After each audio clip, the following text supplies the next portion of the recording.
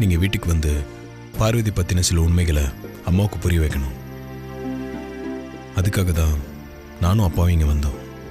உங்கள் அறிவுக்கும் மனசுக்கும் படுறது சரியாத்தான் இருக்கும்னு அதை நான் என் வாயால் சொல்லணும்னு எதிர்பார்க்காதீங்கன்னு அம்மா கிட்ட நான் ஏற்கனவே சொல்லியிருக்கேன். அப்படி இருக்கும்போது இப்போ நான் வந்து என்ன சொல்ல முடியும்? எங்கள் முன்னோர்களோட ஆசீர்வாதம் பார்வதிக்கு இருக்குன்றத நாங்கள் ப்ராக்டிக்கலாக உணர்ந்திருக்கோம். இது நாங்கள் அம்மா கிட்ட சொன்னால் அவங்க நம்ப மாட்டாங்க. நீங்கள் சொன்னால் நம்புவாங்க. அப்போத்துலேருந்து இப்போ வரைக்கும் உண்மையை போராடி தானே ஜெயிக்க வேண்டியதாக இருக்கு.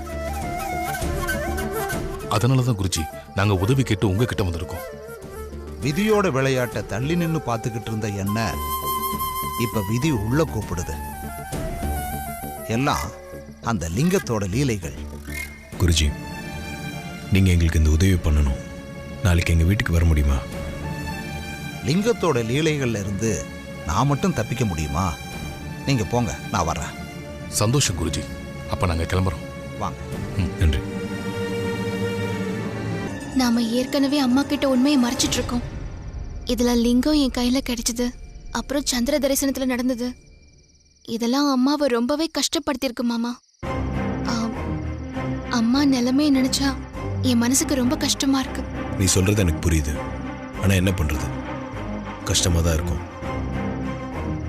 ஆனா ஊர் உண்மையே தெரிய வரும்போது அம்மா உன்னை ஏத்துக்கிற பக்குவத்துக்கு வந்துருவாங்க. லிங்கத்துக்கு பாலாபிஷேகம் பண்ணிட்டு சந்திர தரிசனம் பண்ணா குடும்பத்துல நிம்மதியும் சந்தோஷமும் இருக்கும்னு சொன்னீங்க. ஆனா அந்த பூஜைக்கு அப்புறம் என் மனசுல நிம்மதியே போச்சு. குழப்பம் அதிகமாயிடுச்சு குருஜி. சந்திர தரிசனத்துல என்ன நடந்துச்சுன்னு உங்களுக்கு நல்லாவே தெரியும். ஆதி மித்ரா நெத்தியில குங்குமம் வைக்க முடியாம போயிடுச்சு. ஆனா அந்த குங்குமம் கீழே இருந்த பார்வதி நெத்திக்கு போய் சேர்ந்துருச்சு. படிகமால பூஜையிலையும் உங்களுக்கு தெரியாத சில உண்மைகள் மறைஞ்சிருக்கு. மித்ராவோட ஸ்படிகமால பூஜையில முன்னோர்கள் ஆசீர்வாதம் மித்ராவுக்கு கிடைக்கவே இல்லை. ஸ்படிகமால கருத்து தான் போச்சு. ஆனா மித்ரா அந்த உண்மைய உங்ககிட்ட சொல்லாம மறைச்சிட்டா. இல்ல, மித்ரா பூஜையில இருந்த ஸ்படிகமால கருத்து போகாம நிறம் மாறாம இருந்தத நான் என் கண்ணால பார்த்தேன் குருஜி. எனக்கு ஒரே குழப்பமா இருக்கு. உங்க குழப்பத்தை நான் தெளிவுபடுத்துறேன். மித்ராவுக்கு முன்னோர்கள் ஆசீர்வாதம் கிடைக்கலன்னு நான் இப்ப நிரூபிச்சு காட்டுறேன். ஆதிக்கடவுள் முன்னோர்களை மனசுல நினைச்சுக்கிட்டு நீ இந்த விளக்கை ஏத்து. அவங்க ஆசீர்வாதம் உனக்கு இருந்தா நீ நினைச்ச மாதிரி உனக்கு சுலபந்தான். ஒரே தீக்குச்சியில விளக்கை ஏத்திடலாம். ஒரே தீக்குச்சியில நான் விளக்கேத்தி காட்டுறேன்.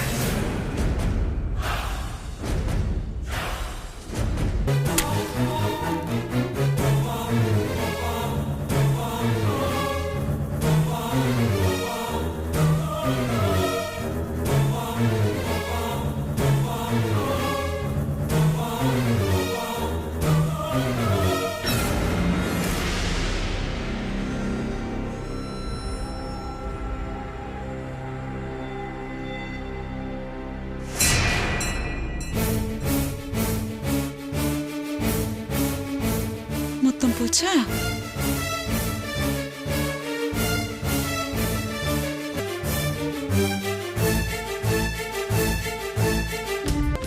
ஏன் முன்னோர்கள் ஆசீர்வாதம் மித்ராவுக்கு கிடைக்கலன்னா அப்போ முன்னோர்கள் பூஜையில என்ன நடந்தது குருஜி? அந்த உண்மையை எனக்கு சொல்லுங்க.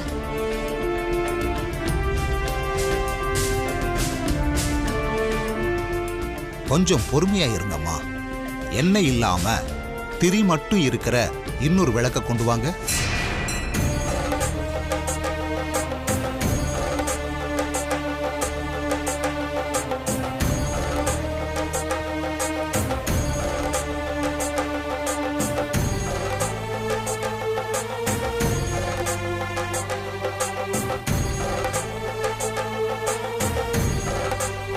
நீ வாமா பார்வதி. குருஜி, பார்வதி எதுக்காக கூப்பிடுறீங்க? நல்லா கேளு. உங்களுக்கு உண்மையை புரிய வைக்கத்தான். கொஞ்சம் பொறுமையா இருங்க. நீ இந்த விளக்கை ஏத்தணும்.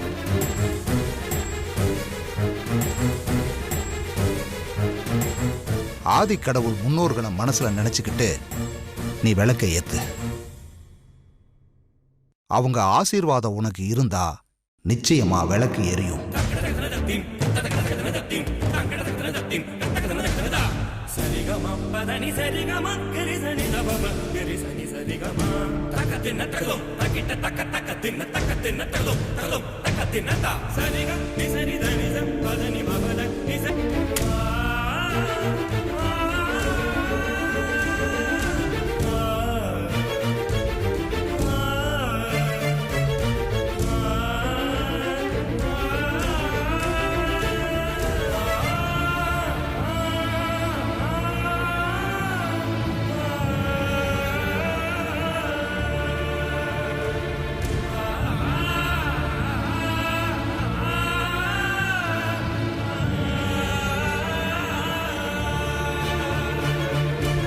எங்கள் குலமகள் அகிலாண்டேஸ்வரி ஆசை மருமகள் ஊர் போற்றிடும். எங்கள் குலமகள் அகிலாண்டேஸ்வரி ஆசை மருமகள்.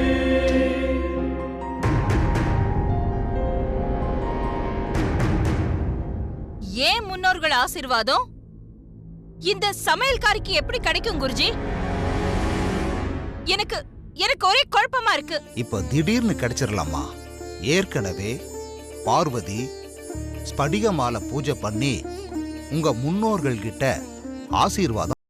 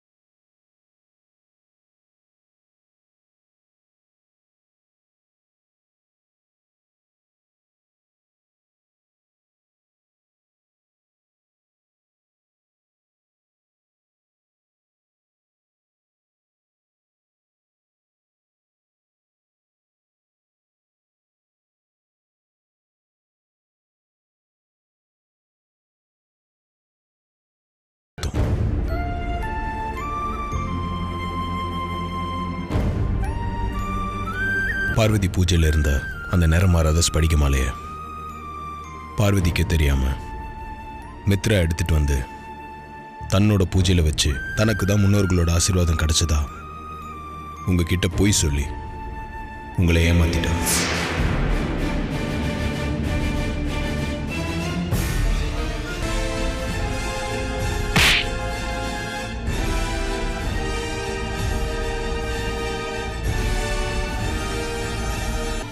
உனக்கு எவ்ளோ தைரியம் இருந்தா என் முன்னோர்கள் ஆசீர்வாதம் கிடைச்சிருக்குன்னு என்கிட்டயே சொல்லி என்னை ஏமாத்துவ?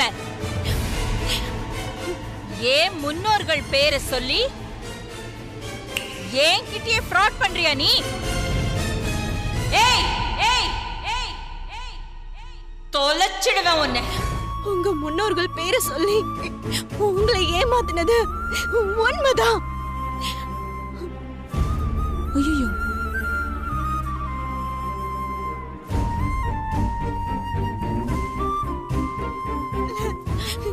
எனக்கு முன்னோர்கள் ஆசீர்வாதம் கிடைக்கலன்னா உங்க மனசு ரொம்ப வேதனைப்படுமேன்னு நினைச்சேன். அதனால அது எனக்கு கிடைக்காம போயிட்டான். என்ன பண்றதுன்னு பயந்தேன்.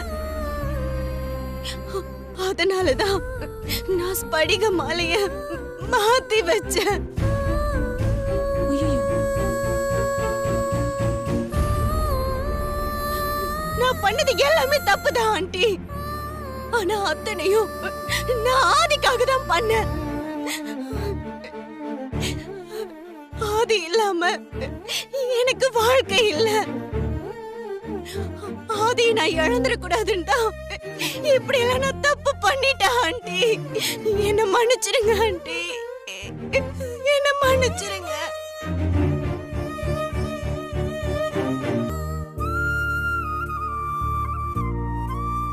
நடந்தது என்னன்னு இப்போ உங்களுக்கு தெரியப்படுத்திட்டேன். இனிமே நடக்க போறத பத்தி நீங்க தான் முடிவு பண்ணணும். நான் கிளம்புறேன். சரிங்க குருஜி.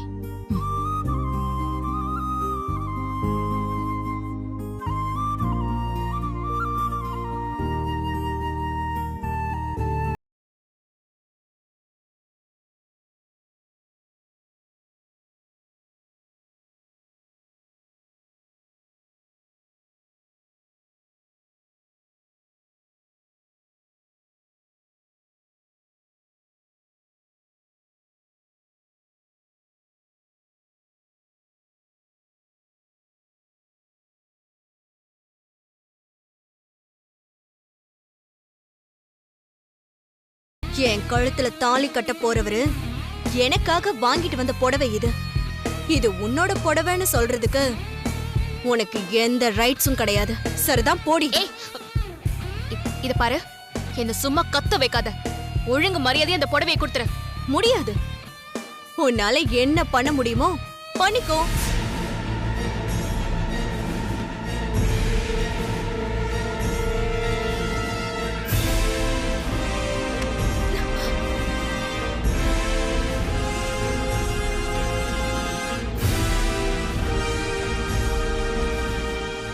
என் ரூம்ல இந்த புடவை எப்படி உன் கைக்கு வந்துச்சு? ரூம்ல இருந்து திருடிட்டு வரியா? திருடுறது உனக்கு ஒன்றும் புதுசு இல்லையா? இப்பவே போய் அந்த புடவையை கட்டிட்டு வா. இன்னும் ஏன் நிக்கிற? போய் கட்டிட்டு வா. மித்ராவும் பார்க்கட்டும். நான் உனக்காக வாங்கிட்டு வந்த புடவை எப்படி இருக்குன்னு பார்த்து சொல்லட்டும். கட்டிட்டு வரேன் பெரியயா.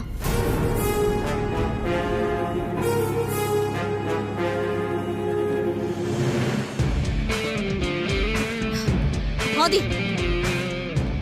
இதெல்லாம் ரொம்ப ஓவர் ஆதி. ஆண்டி கிட்ட உங்களோட விஷயத்த சொல்ல மாட்டேன்னு நினைச்சுக்கிட்டு இப்படி எல்லாம் பண்றீங்களா? கொஞ்சம் வெயிட் பண்ணு. பார்வதி புடவை கட்டிட்டு வரட்டும்.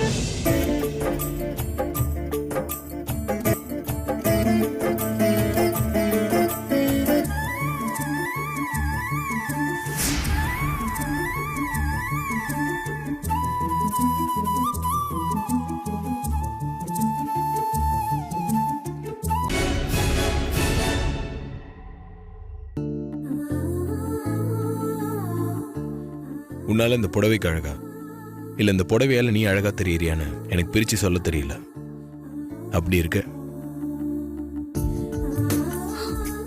என்ன மித்ரா, நீ என்ன சொல்ற? நான் ஆண்டி கிட்ட சொல்ல மாட்டேங்கிற தைரியத்துல தானே நீங்க ரெண்டு பேரும் இப்படி பண்ணிட்டு இருக்கீங்க.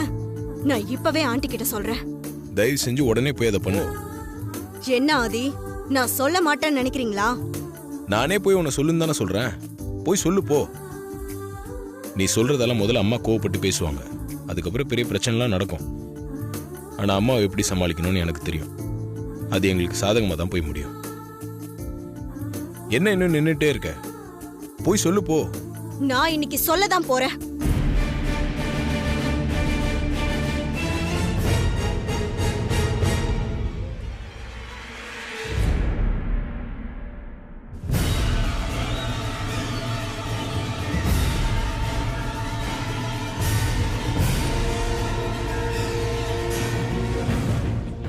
மித்ரா, ஆண்டி, ஏதோ சொல்ல வந்துட்டு தயங்கி நிக்கிற மாதிரி இருக்கு. அது வந்து ஆண்டி, அது வந்து என்ன ஆச்சு மித்ரா? என்ன விஷயம் சொல்லு. அது வந்து ஆண்டி, ம். ஆதி ஆதி ஆதி ஹைதராபாத்ல இருந்து புடவை வாங்கிட்டு வந்தாரு. ஓ, ஆதி ஹைதராபாத்ல இருந்து உனக்கு புடவை வாங்கிட்டு வந்தானா? இல்ல ஆண்டி. ஆமா ஆண்டி. என்ன சொல்ற? ஆதி உனக்கு புடவை வாங்கிட்டு வந்தானா வரலையா? ஏற்கனவே ஆதி என்கிட்ட வெறுப்பா நடந்துட்டு இருக்கிறது ஆண்டிக்கு தெரியும். இப்ப புடவை எனக்கு எடுத்துட்டு வரல, பார்வதிக்கு தான் எடுத்துட்டு வந்தாருன்னு ஆண்டிக்கு தெரிஞ்சா அது நமக்கு தான் இன்னும் ஆபத்து. அதனால உண்மையை சொல்ல வேண்டாம். எனக்கு வாங்கிட்டு வந்தாரு ஆண்டி. இத சொல்றதுக்கு நீ ஏன் இப்படி தடுமாறுற? நீ வெக்கப்படுறியா இல்ல பதட்டப்படுறியான்னு எனக்கு ஒன்னும் புரியல. எனிஹவ், ஆதி உனக்கு புடவை வாங்கிட்டு வந்தாங்கிறது நல்ல விஷயம்தான். என்ன மித்ரா இப்படி பேக் அடிச்சிட்ட? உன்னால இன்னைக்கு அம்மாக்கு எங்களை பத்தின உண்மை தெரிய வரும்னு நினைச்சேன். இப்படி டிசப்பாயிண்ட் பண்ணிட்டிய. அது எப்படி? கொஞ்சம் கூட மனசாட்சியே இல்லாம ஏன் பெரியய்யா உனக்காக புடவை எடுத்து கொடுத்தாருன்னு அம்மா கிட்ட இப்படி போய் சொல்ற? சரி, இனிமேலாவது சவால் விடுறதுக்கு முன்னாடி அது உன்னால முடியுமா முடியாதான்னு யோசிச்சு பார்த்துட்டு அதுக்கப்புறமா சவால் விடு. புரியுதா?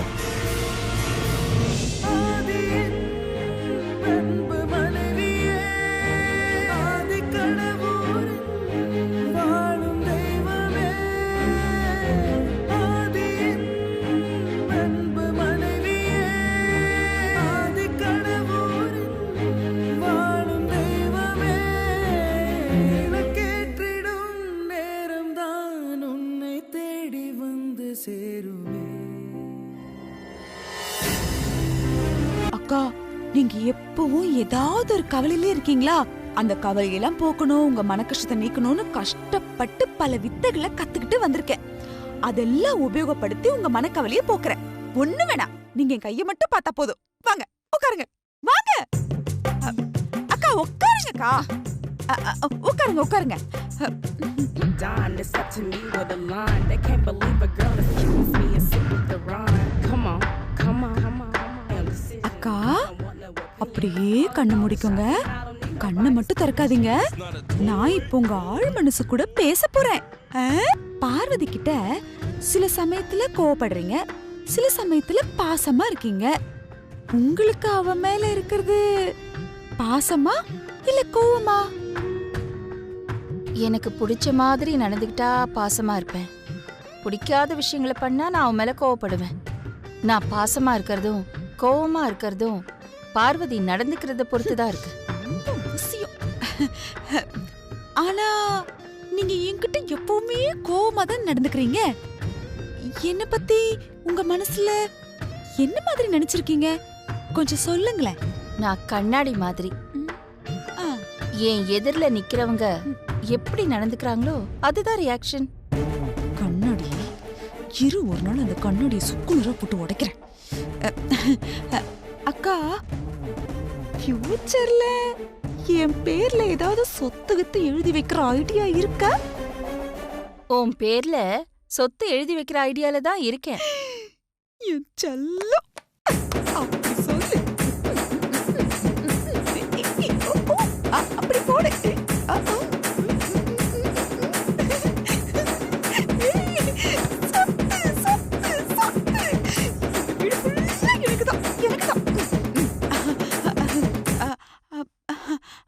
அக்கா, சொத்து எழுதி வைக்கிறேன்னு சொன்னதெல்லாம் சந்தோஷம்தான்.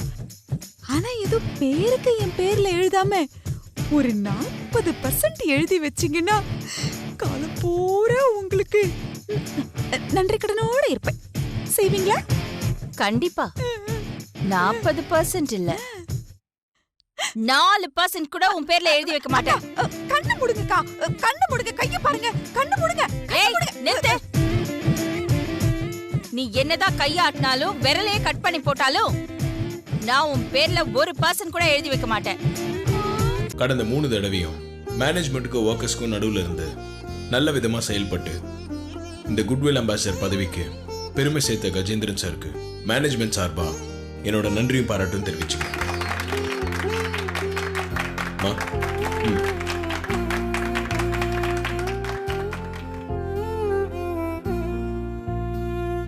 Thank you sir.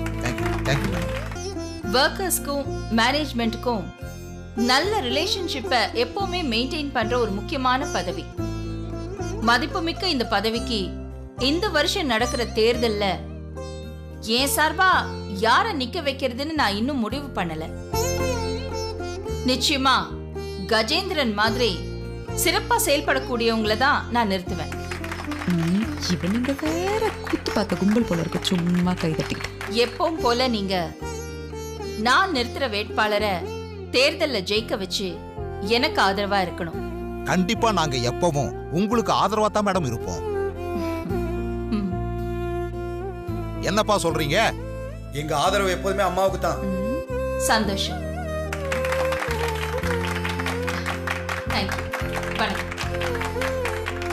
அகிலாண்டேஸ்வரியோட பிசினஸ் சாம்ராஜ்யத்தை அசைக்க, அகிலாவோட ஆட்டத்தை அடக்க இந்த குட்வில் அம்பாசிடர் பதவி போதும் ஆண்டி. மேனேஜ்மெண்ட்டுக்கும் ஒர்க்கர்ஸுக்கும் பாலமாவும் பலமாவும் இருக்க வேண்டிய பதவிதான் குட்வில் அம்பாசிடர் பதவி. நமக்கு வேண்டியவங்க அந்த பதவிக்கு வந்தா அவங்கள வச்சு நான் மேனேஜ்மெண்ட்டுக்கு எதிராக அந்த ஒர்க்கர்ஸை திருப்பிடுவேன். நீ சொல்ற மாதிரி எல்லாம் நடக்கணும்னா அந்த பதவியில நமக்கு வேண்டியவங்க நம்பிக்கையானவங்க வரணுமே. நமக்கு நம்பிக்கையானவங்கள அந்த தேர்தல்ல நிக்க வச்சு ஜெயிக்க வைக்கலாம் ஆண்டி. நீ என்ன சொல்ற? மித்ராவை அந்த குட்வில் அம்பாசிடரா ஆக்கணும்னு நான் முடிவு பண்ணிட்டேன். உன்னோட ஐடியா ஓகே தான், ஆனா மித்ராவுக்கு அகிலா சப்போர்ட் பண்ணணுமே. அந்த பதவிக்கு யாரையாவது நிக்க வைக்க தான் போறாங்க. நீங்க அகிலாண்டேஸ்வரி கிட்ட சாதுரியமா பேசி அவங்க மனச மாத்தி எப்படியாவது மித்ராவை எலெக்ஷன்ல நிக்க வச்சிருங்க ஆண்டி. என் மேல உனக்கு பெரிய நம்பிக்கைதான். என்கிட்ட சொல்லிட்டல, கவலைய விடு. மித்ரா தான் அடுத்த குட்வில் அம்பாசிடர். நான் பாத்துக்கிறேன். Okay aunty. ஏங்கா, குட்வில் அம்பாசிடர் போஸ்டுக்கு உங்க சார்பா யார நிறுத்தலான்னு முடிவு பண்ணிட்டீங்களாக்கா? நம்ம ஐஸ்வர்யாவை தான் எலெக்ஷன்ல நிறுத்துறதுக்கு முடிவு பண்ணிருக்கேன். மித்ரா நில்லு மித்ரா, நான் அக்கா கிட்ட பேசுறேன். நீங்க இந்த குட்வில் அம்பாசிடர் போஸ்டுக்கு மித்ராவை தான் செலக்ட் பண்ணுவீங்கன்னு அவ ரொம்ப ஆசையா எதிர்பார்ப்போட இங்க வந்தா. நீங்க யாருமே எதிர்பார்க்காத அளவுக்கு திடீர்னு ஐஸ்வர்யாவை செலக்ட் பண்றேன்னு சொல்லிட்டீங்க. மூத்த மருமகளை விட்டுட்டு இளைய மருமகளுக்கு பதவி கொடுக்கறேன்னு சொன்னா பாவம் மித்ரா அத மனசுடைஞ்சு அழுதுகிட்டே போறா. யோசிக்கிறாளோ?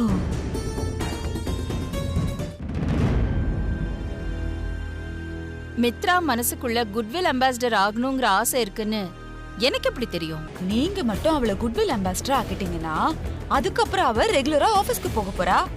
அங்க ஆதி கூட அவ பேசுறதுக்கும் பழகிறதுக்கும் நிறைய வாய்ப்பு கிடைக்கும்ல. இதெல்லாம் மனசுல வச்சுக்கிட்டு தான் மித்ரா அந்த குட்வில் அம்பாசிடர் போஸ்டுக்கு ஆசைப்பட்டிருப்பா. இப்போ அது நடக்காதுன்னு தெரிஞ்சதும் பாவம் அழுதுகிட்டே போறா. நீ சொல்றது ஒரு வகையில கரெக்ட் தான். நீ போய் மித்ராவை கூப்பிடு. இப்பவே கூட்டிட்டு வரேன்க்கா.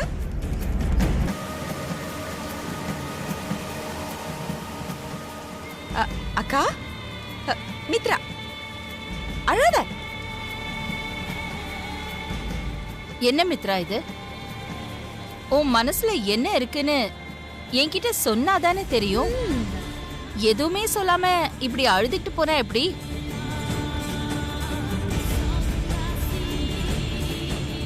நீங்க ஐஸ்வர்யா தான் பொருத்தமா இருப்பான்னு முடிவு பண்ணதுக்கு அப்புறம் அந்த பதவியை எனக்கு கொடுங்கன்னு நான் எப்படி ஆண்டி கேட்க முடியும்? நான் முதல்ல ஐஸ்வர்யாவை நிறுத்தலாம் தான் முடிவு பண்ணியிருந்தேன். ஆனா இப்போ என் முடிவை நான் மாத்திக்கிட்டேன். ஏன் சார்பா ஒன்னதான் தேர்தலை நிறுத்த போறேன். நீதான் குட்வில் அம்பாசிடர். கண்ணை தொடச்சுக்கோ. என்ன இப்போ சந்தோஷம் தானே? என்ன சொல்றாதி? குட்வில் அம்பாசிடரா மித்ராவை நிறுத்த அகிலா முடிவு பண்ணியிருக்காங்க. அம்மாவுக்கு என்னாச்சு? ஏன் இப்படி தப்பு தப்பா முடிவு எடுக்கிறாங்க? மித்ரா பத்தின உண்மை அம்மாக்கு இன்னும் தெரியாதுல்ல, அதனால தான் இப்படி முடிவு எடுத்திருக்காங்க. உங்க அம்மாவை பத்தி உனக்கு தெரியாத அருண். ஒரு விஷயத்துல ஒரு தடவை முடிவு எடுத்துட்டா அவ்வளவு சீக்கிரம் அந்த முடிவை மாத்திக்க மாட்டா. அதனால தான்ப்பா நானும் ஒரு முடிவுக்கு வந்திருக்கேன். என்ன முடிவாதி? மித்ராவுக்கு எதிரா நான் ஒரு கேண்டிடேட்டை நிறுத்தலான்னு முடிவு பண்ணியிருக்கேன்ப்பா. இது கூட நல்ல ஐடியா தான் ப்ரோ. ஆமா, மித்ராக்கு எதிரா யாரை நிறுத்த போற? பார்வதியை தான்ப்பா நிறுத்த போறேன். நல்லா யோசிச்சுதான் நீ இந்த முடிவு எடுத்திருக்கியா ஆதி? நல்லா யோசிச்சு தான்ப்பா இந்த முடிவு எடுத்திருக்கேன். என்னோட இந்த முடிவுக்கு இன்னொரு காரணமும் இருக்கு. என்ன காரணம் ப்ரோ? பார்வதியை நான் அடுத்த பொசிஷன் கொண்டு போகணும். அம்மா மனசுல பார்வதி இப்போ ஒரு சமையல்காரியா, நல்ல ஒரு விசுவாசியா தான் இடம் பிடிச்சிருக்கா. பார்வதியோட அந்த சமையல்காரி இமேஜை அம்மா மனசுல இருந்து முதல்ல எடுக்கணும். பார்வதியை பொசிஷன் பண்ணுங்கிறது நல்ல விஷயம்தான், அது தேவையானதும் கூட தான். ஆனா நீ இந்த ஸ்டெப் எடுத்தா, அதாவது மித்ராவுக்கு எதிரா பார்வதி எலெக்ஷன்ல நின்னா, அது உன் அம்மாக்கு எதிரா நிக்கிறதா ஆயிடாதா? நீங்க சொல்றது எனக்கு புரியுதுப்பா. நான் இப்ப மித்ராக்கு எதிரான ஆதாரங்களை தேடிட்டு இருக்கேன். எலெக்ஷனுக்குள்ள அவளுக்கு எதிரான ஆதாரங்கள்லாம் கிடைச்சிட்டாலோ, இல்ல தீபக்கோட ஹெல்த்ல நல்ல முன்னேற்றம் வந்துட்டாலோ, நான் அம்மா கிட்ட மித்ரா நந்தினியோட தங்கச்சின்ற உண்மையை சொல்லிடுவேன். அது தெரிஞ்சாலே அம்மா மித்ராவை எலெக்ஷன்லயும் நிற்க விட மாட்டாங்க, வீட்லயும் இருக்க விட மாட்டாங்க. அதனால நம்ம கம்பெனிக்கும் ஆபத்து, அம்மாவுக்கும் ஆபத்து. ஸோ நான் அம்மாவும் கம்பெனியும் காப்பாத்துறதுக்கு வேற வழி இல்லாம தான் பார்வதி எலெக்ஷன்ல நிறுத்துறதுக்கு முடிவு பண்ணேன். ஓகே ஆதி, உன் முடிவுல எனக்கும் சம்மதம் தான். இந்த குட்வில் அம்பாசிடர் பதவிக்கு பார்வதி நிறுத்தலான்னு முடிவு பண்ணியிருக்கேம்மா.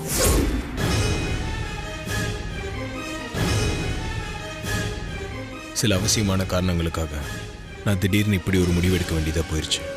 நீங்க என்ன தப்பா எடுத்துக்காதீங்கம்மா. குட்வில் அம்பாசிடர் பதவிக்கு நான் மித்ராவை நிறுத்தலான்னு ஏற்கனவே முடிவு பண்ணிட்டேன் ஆதி. எனக்கு தெரியுமா, நான் இப்படி ஒரு முடிவு எடுக்கிறதுக்கு காரணமே நீங்க எடுத்திருக்க அந்த முடிவு தான்மா. ஆதி, அப்போ அக்கா மித்ராவை அந்த பதவிக்கு நிக்க வைக்கலான்னு எடுத்த முடிவு தப்புன்னு நீ சொல்ல வரியா? இது நாள் வரைக்கும் நான் எடுத்த எல்லா முடிவுகளுக்கும் பக்கபலமா இருந்து அத வெற்றிகரமா நடத்தி காட்டுன நீ, இன்னைக்கு நான் எடுத்த முடிவு தப்புன்னு சொல்லி எனக்கு எதிரா ஒரு முடிவு எடுத்துட்டு வந்து நிக்கிற. நான் உங்களுக்கு எதிரான முடிவெல்லாம் எடுக்கலாமா? அந்த பதவிக்கு மித்ரா கொஞ்சம் கூட பொருத்தம் இல்லாதவன். நீ பேசுறத பார்த்தா இந்த பதவிக்கு பார்வதியை நிறுத்தியே ஆகணும்னு நீ உறுதியா இருக்க போல இருக்கு. ஆமாமா, மித்ராக்கு எதிரான பார்வதி நிறுத்தியே தீருவேன்.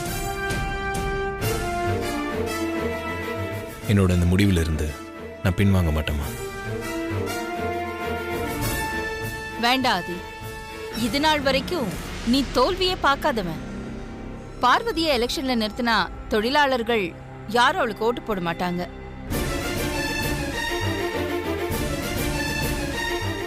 பார்வதி தோத்து போனா அது உன்னோட தோல்வி. நீ தோத்து போக கூடாது ஆதி. அதனால்தான் சொல்றேன், உன் முடிவை மாத்திக்கோ.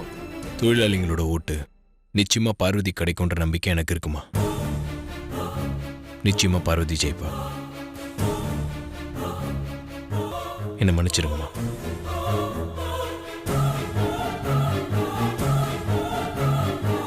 இத்தனை நாளா அம்மா பேச்சுக்கு மறுபேச்சு பேசாத நீங்க இப்போ அம்மா கிட்ட வாக்குவாதம்லாம் பண்ணிட்டு வந்திருக்கீங்களே, இதனால அம்மா மனசு கஷ்டப்படாதா? இந்த கம்பெனி எலெக்ஷன்லயும் நீ ஜெயிச்சா அம்மா மனசுல நல்ல பேர் எடுக்கலாம். அம்மாக்கு எதிரா நின்னு ஜெயிச்சு அம்மா மனசுல எப்படி மாமா நல்ல பேர் வாங்க முடியும்? இந்த எலெக்ஷன்ல நீ நின்று ஜெயிச்சா கம்பெனி பிராண்ட் அம்பாசிடரா இருக்கிற நீ குட்வில் அம்பாசிடர் ஆயிடுவ. கம்பெனி ஒர்க்கர்ஸ்க்கும் மேனேஜ்மெண்ட்க்கும் ஒரு நல்ல பாலமாகும், ஒரு பெரிய ஸ்ட்ரென்த்தா இருக்கிற முக்கியமான பதவி தான் இந்த குட்வில் அம்பாசிடர் போஸ்ட். நீங்க சொல்றதெல்லாம் எனக்கு நல்லா புரியுது மாமா. இருந்தாலும் அம்மாவை எதிர்த்து நிக்கணுமா? நீ ஒரு விஷயத்த நல்லா புரிஞ்சுக்க. நம்ம அம்மாவை எதிர்த்து நிக்கல, அம்மா நம்ம எதிரியும் இல்ல. மித்ரா தான் நம்ம எதிரி. நீ மித்ராவை தான் எதிர்த்து நிக்க போற. இது கூட மித்ரா பத்தின உண்மையை நம்ம அம்மா கிட்ட சொல்ல முடியாத சூழ்நிலையில இருக்கிறதுனால தான். மித்ரா பற்றின உண்மையெல்லாம் அம்மாவுக்கு தெரிய வரும்போது அம்மாவுக்கு நம்ம மேலே இருக்கிற வருத்தம் காணாமல் போயிடும். நீ எதை பற்றியும் யாரை பற்றியும் கவலைப்படாம நடக்க போகிற இந்த கம்பெனி எலெக்ஷனில் நிற்கிற. சரிங்க மாமா, நீங்க சொல்றதுனால நான் எலெக்ஷன்ல நிக்கிறேன். என் மேல உங்களுக்கு எந்த கோவமும் இல்லையே? அதெல்லாம் ஒன்றும் இல்லை. சரி, நான் கிளம்புறேன். ம்.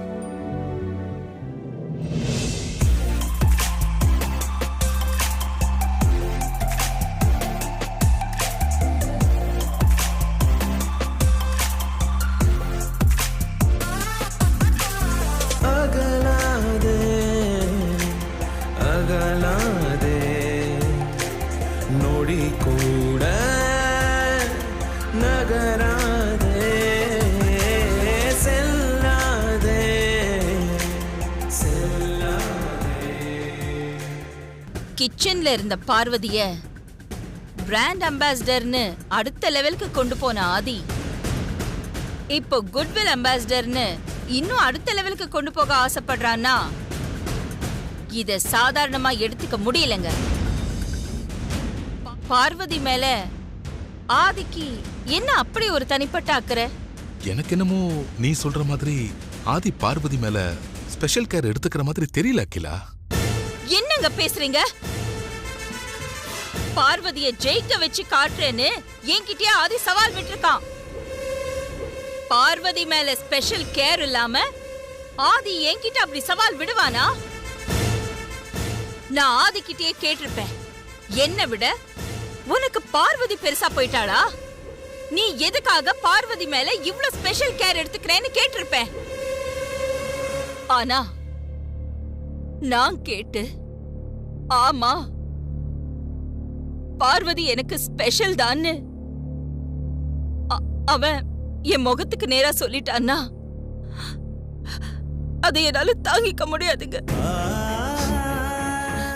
அதனாலதான் நான் அதுகிட்ட மேற்கொண்டு எதுவும் பேசல. நீ கவலைப்படாத அகிலா. இப்போ ஆதி உனக்கு எதிரா இருக்கிற மாதிரி தான் தோணும். ஆனா ஆதி என்னைக்கும் உன்னோட ஆதியா தான் இருப்பான். நான் அன்னைக்கு சொன்ன மாதிரி இன்னைக்கு தப்புன்னு தோன்றது நாளைக்கு சரின்னு தோணும். நான் பார்வதிக்கு தீவிரமா மாப்பிள பார்த்துட்டு இருக்கிற விஷயம் உனக்கே நல்லா தெரியும். பார்வதிக்கு பொருத்தமா நல்ல மாப்பிளையா பார்த்து பார்வதிக்கு கல்யாணத்தை சிறப்பா செஞ்சு அவளை இங்கிருந்து புருஷ வீட்டுக்கு அனுப்பி வைக்கணும்னு நான் நினைக்கிறேன். ஆனா ஆதி பேச்ச கேட்டுக்கிட்டு பார்வதி தேர்தல் பதவின்னு தேவையில்லாத விஷயங்கள்ல கவனம் செலுத்திக்கிட்டு இருக்கா. கம்பெனி எலெக்ஷன்ல ஏன் சார்பா நான் மித்ராவை வேட்பாளரா நிறுத்துறேன்னா அங்க நானே நிக்கிறதா தானே அர்த்தம். அப்போ மித்ராவை எதிர்த்து பார்வதி நின்னா அது என்ன எதிர்த்து நிக்கிற மாதிரி ஆகாது. இதெல்லாம் புரிஞ்சுக்காம பார்வதி ஆதி சொல்றத கேட்டுக்கிட்டு இப்படி எல்லாம் பண்ணிட்டு இருக்கான்னு நினைக்கிறேன். நீ பார்வதிக்கு கொஞ்சம் எடுத்து சொல்லி புரிய வை சுந்தரம். சரிங்கம்மா, நான் பார்வதிக்கு எடுத்து சொல்லி புரிய வைக்கிறேன். கம்பெனி தேர்தல்ல இருந்து பார்வதியை விலகிக்க சொல்றேம்மா. நீ பார்வதிக்கு கொஞ்சம் எடுத்து சொல்லி புரிய வை சுந்தரம். சரிங்கம்மா, நான் பார்வதிக்கு எடுத்து சொல்லி புரிய வைக்கிறேன். கம்பெனி தேர்தல்ல இருந்து பார்வதியை விலகிக்க சொல்றேம்மா. பார்வதி இன்னும் கொஞ்ச நாள்ல இந்த வீட்டை விட்டு போகத்தான் போறா. எதுக்கு தேவையில்லாம இதெல்லாம்? நீ அவளுக்கு சொல்லி கொஞ்சம் புரிய வை சுந்தரம். சரிங்கம்மா, நான் பார்வதிக்கு எடுத்து சொல்லி புரிய வச்சு இந்த தேர்தல்ல இருந்து நான் விலகிக்க சொல்றேம்மா. சரி சுந்தரம், நீ கிளம்பு. சரிங்கம்மா. ம். எப்போ உன் கழுத்துல தாலிய பார்த்தேனோ அதுக்கப்புறம் உன் விஷயத்துல இனிமே நான் தலையிடக்கூடாது, ஒதுங்கி போயிடலாம் தான் நான் நினைச்சேன். ஆனா நான் தெய்வமா மதிக்கிற அம்மாவுக்கு எதிரா நீ தேர்தல்ல நிக்கிற அளவுக்கு போயிட்டியோ, இதையெல்லாம் என்னால வேடிக்கை பார்த்துக்கிட்டு இருக்க முடியாது. நீயும் நானும் வாழ்ந்துகிட்டு இருக்கிற இந்த வாழ்க்கை அம்மா போட்ட பிச்சை. அதையெல்லாம் மறந்துட்டு நீ அம்மாவுக்கு எதிரா தேர்தல்ல நிக்கிறியே, இது உனக்கு தப்பா தெரியலையா? நானா விரும்பி தேர்தல்ல நிக்கலப்பா. பெரியய்யாதான் என்னை கட்டாயப்படுத்தி தேர்தல்ல நிக்க சொன்னாரு. பெரிய தம்பி சொன்னா நீ உடனே அம்மாவை எதிர்த்து நிப்பியா? அம்மாவை எதிர்த்து நிக்கிற அளவுக்கு உனக்கு தைரியம் வந்துருச்சா? அம்மாவுக்கு மித்ராவை பத்தின உண்மை தெரியாதுப்பா. தெரிஞ்சிருந்தா அம்மா மித்ராவை அவங்க சார்பா தேர்தல்ல நிறுத்திருக்க மாட்டாங்க.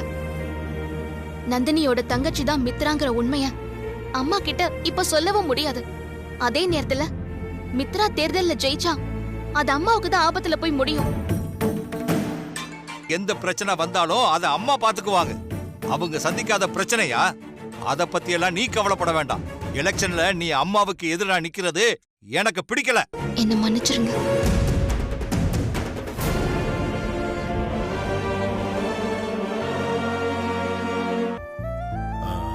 தீபக் என்ன ரொம்ப பிடிக்கும்? நான் போடுற காஃபி தான் சார் அவருக்கு ரொம்ப பிடிக்கும். அப்படியா? சரி, 2 காஃபி போட்டு தரீங்க? சரிங்க சார். தீபக்,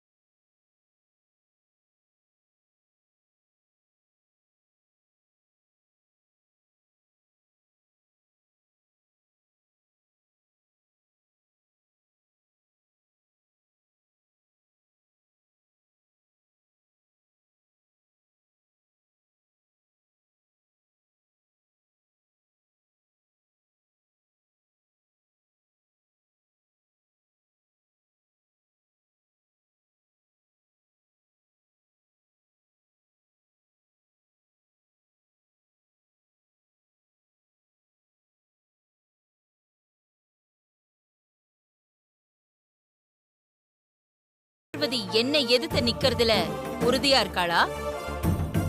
தேர்தல்ல இருந்து விலக மாட்டேன்னு சொல்லிட்டாளா? உங்களை எதிர்த்து நிக்கணும்னு பார்வதி ஆசைப்படலம்மா.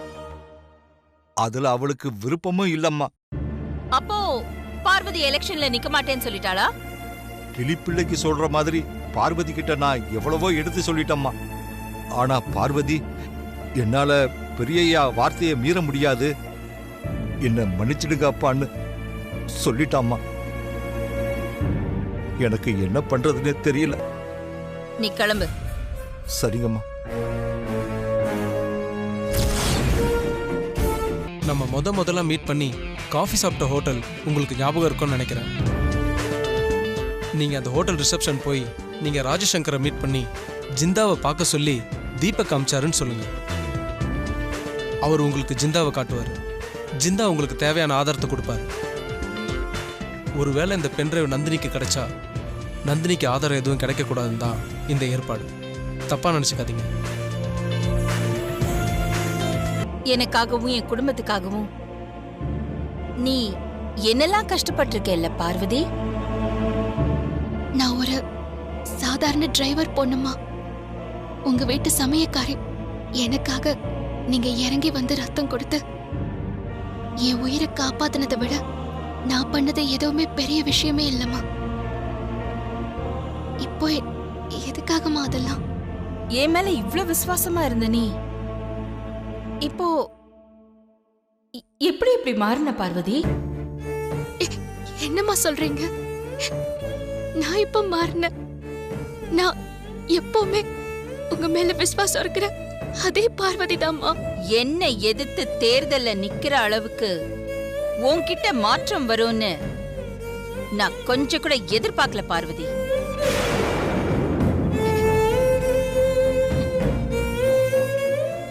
சராசரி பொண்ணுங்க கிட்ட இருக்கிற நகை புடவை ஆசை கூட உன்கிட்ட இல்லையேன்னு அப்போ உன்னை நினைச்சு நான் ரொம்ப ஆச்சரியப்பட்டிருக்கேன் பார்வதி.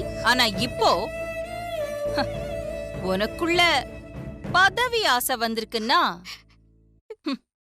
நீ ரொம்பவே மாறிட்டேன்னு தானே அர்த்தம். பேஷ். நீ அப்பப்போ என் வார்த்தையை மீறி எனக்கு பிடிக்காத விஷயங்களை செஞ்சிருக்க. அப்போல்லாம் அதுல உன்னோட சுயநலம் இருக்காது, என்னோட நன்மைக்காக தான் நீ அப்படி செஞ்சிருப்ப. ஆனா இப்போ இந்த தேர்தலை பொறுத்த வரைக்கும் முழுக்க முழுக்க உன்னோட சுயநலம் தான் இருக்கு. நான் தேர்தல்ல நிக்கிறது தான் உங்க மனசுல இப்படி ஒரு எண்ணம் உருவாக காரணம்னா அந்த தேர்தல்ல நான் நிக்கலமா.